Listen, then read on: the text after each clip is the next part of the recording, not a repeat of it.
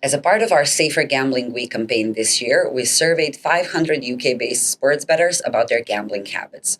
This time, we explored how people feel about opening up and what might encourage them to do so.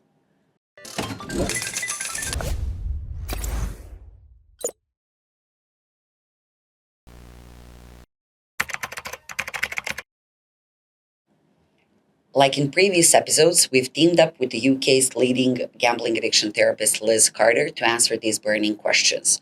Our survey showed that 11% of UK sports bettors would seek advice from a gambling therapist on how to open up to their friends and family without feeling embarrassed or judged.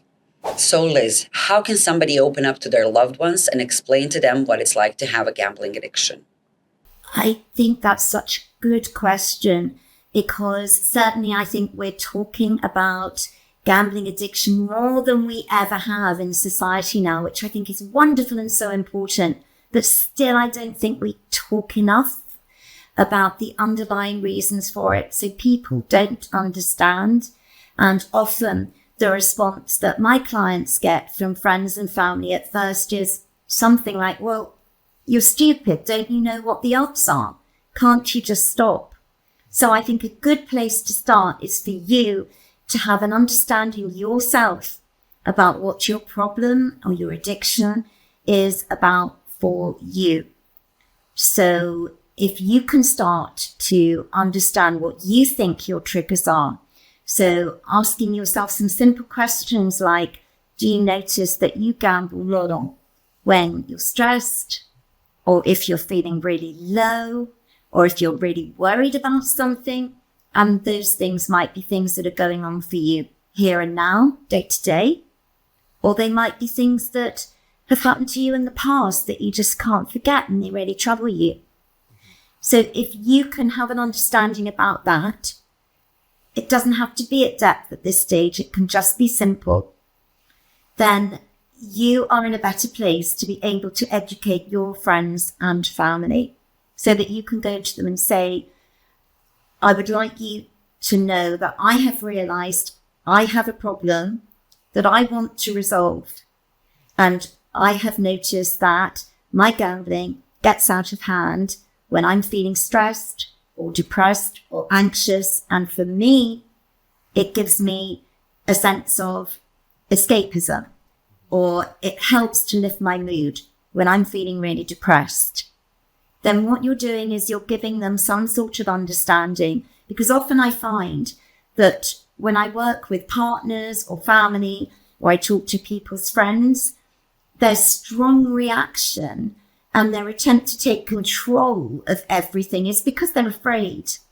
They don't really understand what it's about. And when we're afraid, we often go to extremes. So you might experience very critical or controlling behavior. But if you can help them to understand, then I think that's a really good starting point. Thanks, Liz. When somebody's struggling with gambling addiction, would you recommend that they open up to their friends and family first, or should they seek professional help? I mean, is there a specific order that they should follow, or does it really depend on the individual situation? I would say the latter. I think it's very much dependent on the situation.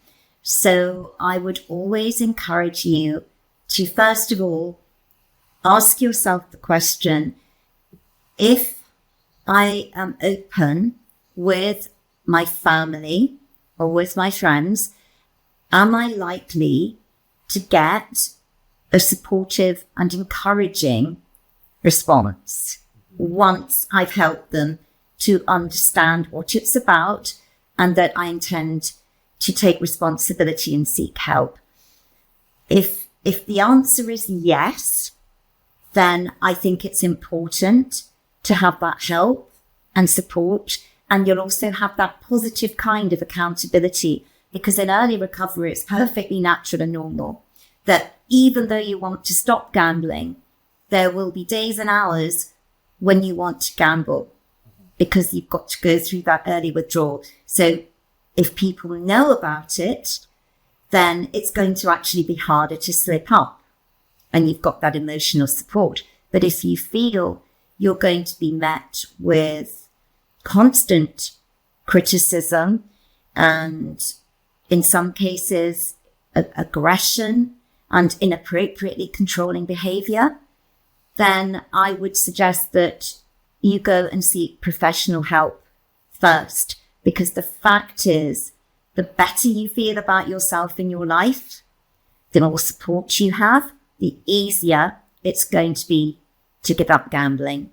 The worse you feel about yourself and your life, then the more you are going to want to gamble. And an example of that would be that sometimes people tell me that well-meaning family and friends have encouraged them to feel guilty about their behavior. Things like every time you gamble, think about the fact that you're taking food out of your child's mouth, that feeling that miserable about yourself, feeling that awful, is very likely to make you want to gamble again, to kind of medicate your mood and get that escapism. And have you seen situations where loved ones of a problem gambler unintentionally make them feel so guilty that it actually puts them off from seeking professional help? I think certainly the general lack of understanding around gambling addiction can affect somebody's openness and willingness to come forward. Sometimes I've had people who've eventually come in to see me, and I found it so sad when I've heard things like, well, I'm here, but I wonder if there's any point, because my family have told me that I must just be a stupid person, because it must be that I just don't understand the odds of gambling, because that family hasn't understood that what motivates an addiction to gambling is not a lack of knowledge about the odds. It is that drive to get an emotional experience of that person at rewards. So that high, that low, that escapism, that is almost, that renders really the odds chasing secondary. I also think that some of the messages that we can be given by society, and some documentaries have been off-putting. Some of the more hard-hitting documentaries, of course, show people who have been at the extremes of addiction, and in some cases had to take themselves off grid in order to recover. And that has given the message to some people I've seen that there is absolutely no hope. So I think, yes, we need really to understand as a society that addiction to gambling is about so much more than money. And actually, the loss chasing and somebody's obsession with money, in my experience, which is now about 25 years, those things really are secondary. They're the consequences of having the addiction, but what drove it in the first place was somebody experiencing emotions that they felt were intolerable, being trapped in unhappy situations, jobs that are too stressful, relationships that aren't right, or in some cases even abusive. And gambling is felt like a coping mechanism.